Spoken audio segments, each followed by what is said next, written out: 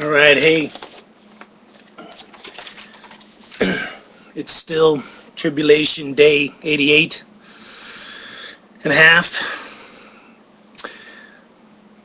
The world continues to spiral into chaos. The market down over 500 points today. Things look pretty grim. They're naming the members of the Super 12 committee that most Americans believe is going to fail. It's all smoke and mirrors. So we're headed towards some kind of doomsday in November, December, where there's going to be these cuts just that are just drastic. Kind of bringing unrest and discontent to society, and also threatening us. Like if our defense gets cut right in the middle of the world just going crazy, it doesn't sound like a good idea to me. And that's why I'm kind of putting a second blog on here today, because with the riots going on in London, everybody's looking at that just saying, what the hell's going on? And there's been riots and protests all over the place. So what you see is basically two forces aligning against each other. And I'm going to just give you my perspective on that one more time. So, the stock market, just touching on it for 1 second, it dropped 500 points, and everybody's trying to figure out where to put their money. So a lot of people buying gold, so the price of gold's going through the roof. So I'm just saying one thing, because I'm trying to be positive in the midst of chaos. So spread the word. If you look at the stock market, despite all the value that's being lost and the 401ks that are just disappearing overnight, like two companies that everybody's dumping their money into are Apple Computers and Exxon. And in fact, right now, they're the two most valued companies in the world, like in the United States.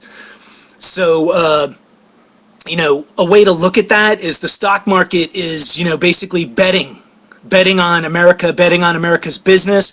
So Americans are betting on oil and energy, and they're betting on technology, which, truth be told, is the strength of the United States. And that's where, we're messing up on the energy part for sure, because we don't have a clear-cut energy strategy, and, our president has no plan whatsoever. He's clueless.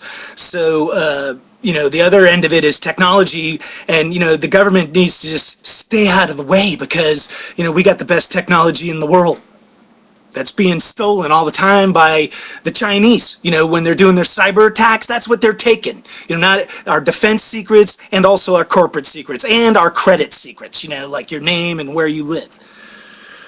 But the point I'm getting to is just look at where people are betting, and it's on technology and energy, man. So that's a path through this and out of this. We got to focus on that. But getting back to the forces aligning against each other, the first one, it might be considered not sinister, but I just think it's sinister. And, it's kind of like the cradle to grave mentality, the entitlement state, the welfare state, but a whole,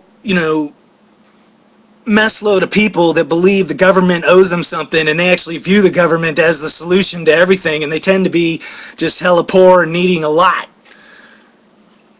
And I pity a lot of these people, and I am one of those people. I wasn't one. I was actually I was in the other group of people, and I'm still there. I got like a half a foot going across the canyon that's now dividing us, because I want to be on that other side, but I got to be realistic. I'm on the side I'm talking about.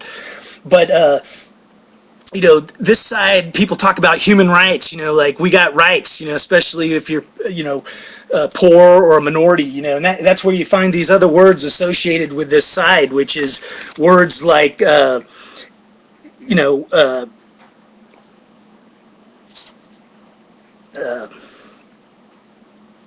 oh, I'm sorry, but you find the way to describe people in this second group are people that are, might be considered desperate or downtrodden or disadvantaged or, discontent, other elements of this group is it's racially motivated, it's religiously motivated, and there's a youth movement which kind of ties into the hooligan aspect of it.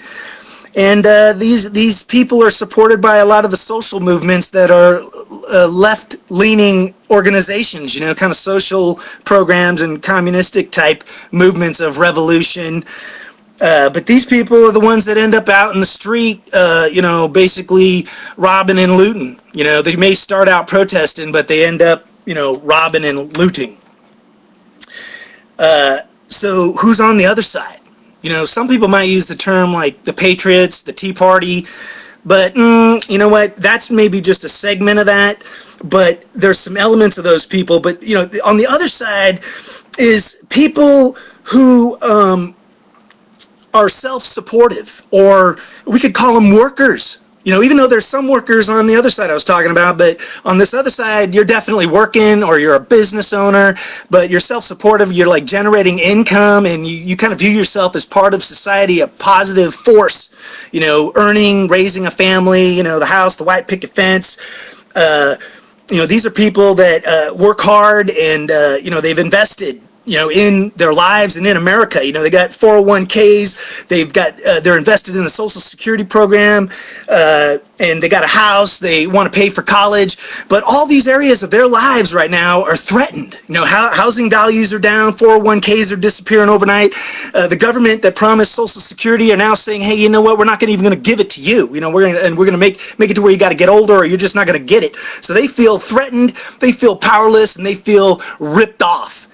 So those are kind of like the forces on the other side that view the people on the other side saying, hey, half the reason we're ripped off is because you supporting your ass.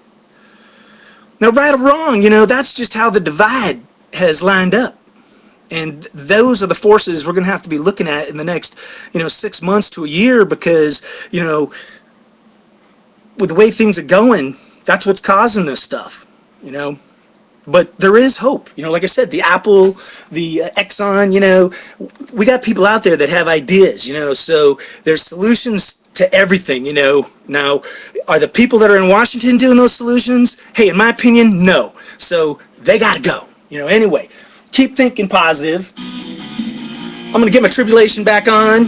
Tomorrow's another day.